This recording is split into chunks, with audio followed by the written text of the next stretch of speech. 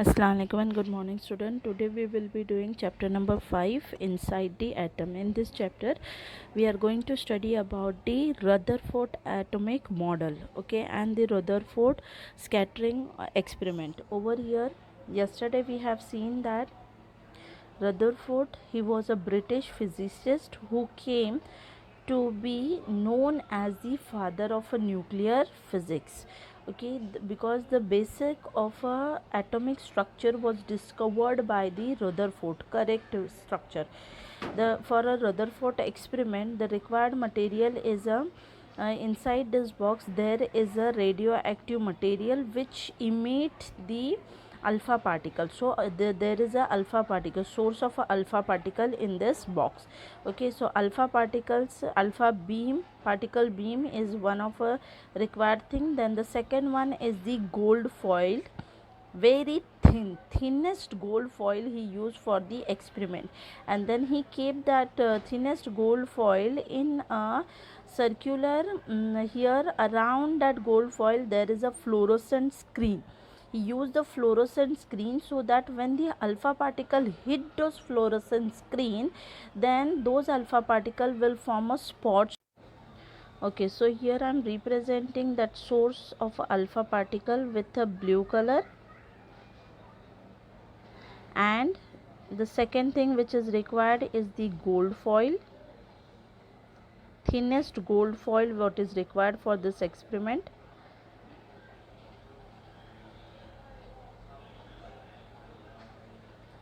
And around that gold foil there is a fluorescent screen to detect the alpha particle after it deviates or after it pass through the gold foil. Okay, according to Thomson's experiment, atoms have two charges. One is a positive charge and another one is a negative charge. So that positive charge is evenly distributed all over the atom, and the negative charge particles are embedded in it. This one was the atomic model suggested by the Thomson. So when Rutherford done this experiment, he assumed that the alpha particles, which are heavy particles and dense particles, and as he is incidenting those alpha particle, bombarding those alpha particle on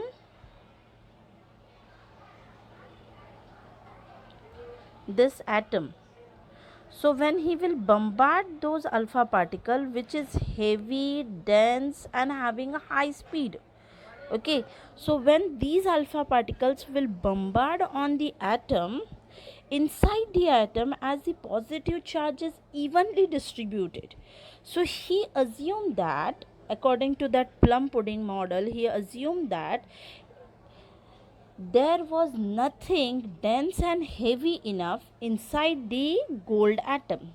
So all these alpha particles, they will pass through the gold atom very easily without any deviation. This one was the assumption, okay. But when he performed the experiment, actually when he performed the experiment, when the source of a alpha particle, there are number of alpha particles which was bombarded on this gold foil. So when he bombarded this atom on the gold foil, most of the particles, they passed without any deviation. Most of alpha particles, and there are few alpha particles which deviate from their path.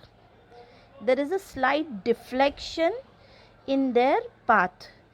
They get deflected from their path, and there are almost one alpha particle out of 20,000, okay, only one alpha particle out of 20,000 deflected or bounce in the opposite direction. What was the prediction? That all the alpha particles, okay, will pass through the atom, because as we assume that the atom has the plum pudding, according to the Thomson's plum pudding model, okay, that those positive charge is evenly distributed. So there is nothing as heavy as a alpha particle which can obstruct the path of a alpha particle inside it, so they will easily pass. But actually what happened, most of alpha particle they will pass without any deviation, but there are some alpha particles, those which get deflected from their path, and very few alpha particles they also bounce back, they reflected in the opposite direction, they bounce in the opposite direction.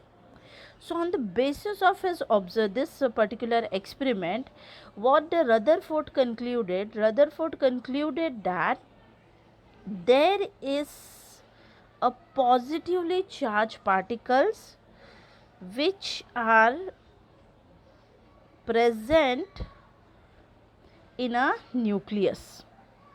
There is a nucleus, there is a heavy denser and as your alpha particle. So when the alpha particle hit this particular nucleus, if there is an empty space through which the alpha particles they pass without any deviation, if they are passing through the empty space.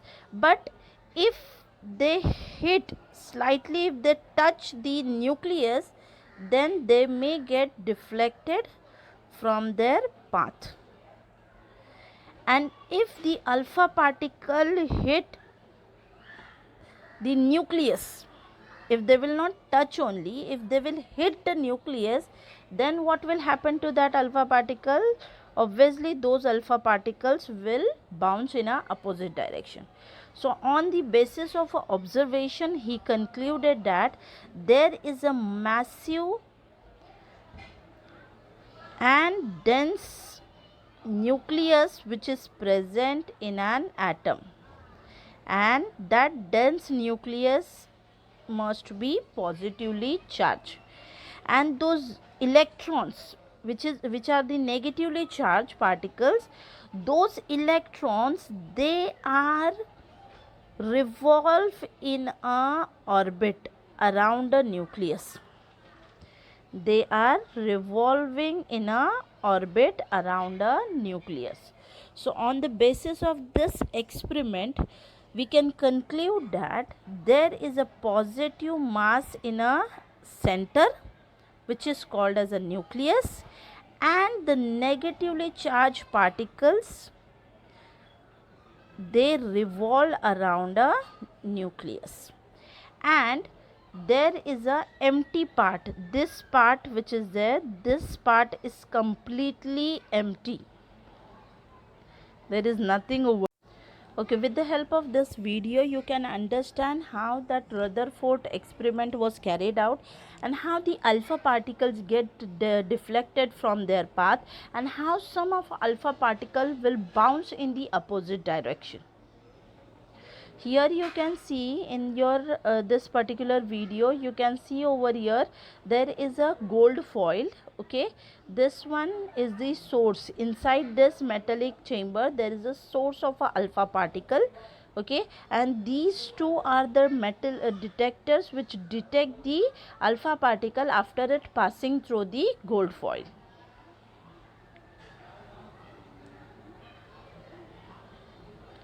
Here we can count the number of alpha particle directly. Okay, so as there is a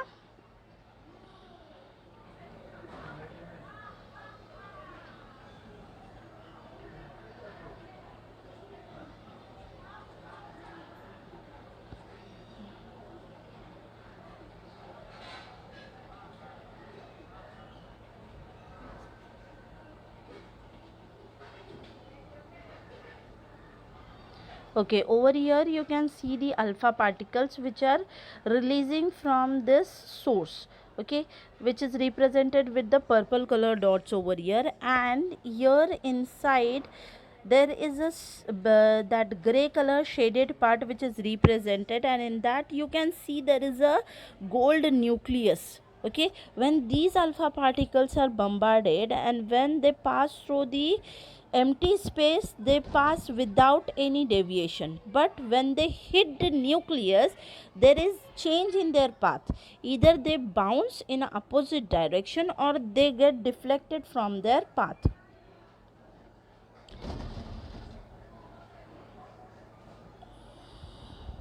With slightly hit, they deflect it with the small angle, but if they exactly hit the nucleus, then what will happen? They will bounce in a opposite direction. So on the basis of this experiment, Rutherford concluded the atomic model as there is a denser part in a middle which is positively charged. Okay, and there is a outer space. In a outer space, what happened? There are the negatively charged particles which are known as the electrons. Okay, and these electrons, they revolve in a orbit. Okay, they revolved around a nucleus. So this one was the Rutherford atomic model, which was proposed after the scattering of a alpha particle through the thinnest gold sheet. Okay, so here we have seen the three types of atomic model. One is the Dalton's atomic model, where Dalton has described that the atoms are the indivisible, indestructible, and the atoms of a different material are different. Okay, then the second person who came forward and proposed the theory of an atom, structure of atom, was the Thomson. Thomson suggested that in an atom there is a positively charged particle and there are the negative charged particles which are an electron embedded in it. Okay, and then the Rutherford carried out the gold foil experiment, scattering of alpha particle through the gold foil, and then he concluded that the massive positively charge gathered in a center of a atom, which is known as a positively charged nucleus, and negatively charged electron revolve around the nucleus. So this is about our today's lecture. We have done the three atomic model. One is the Dalton atomic model, Thomson's atomic model, and Rutherford atomic model. Your homework is to draw these three diagram: Dalton atomic model, Thomson atomic model, and the Rutherford atomic model. Thank you everyone.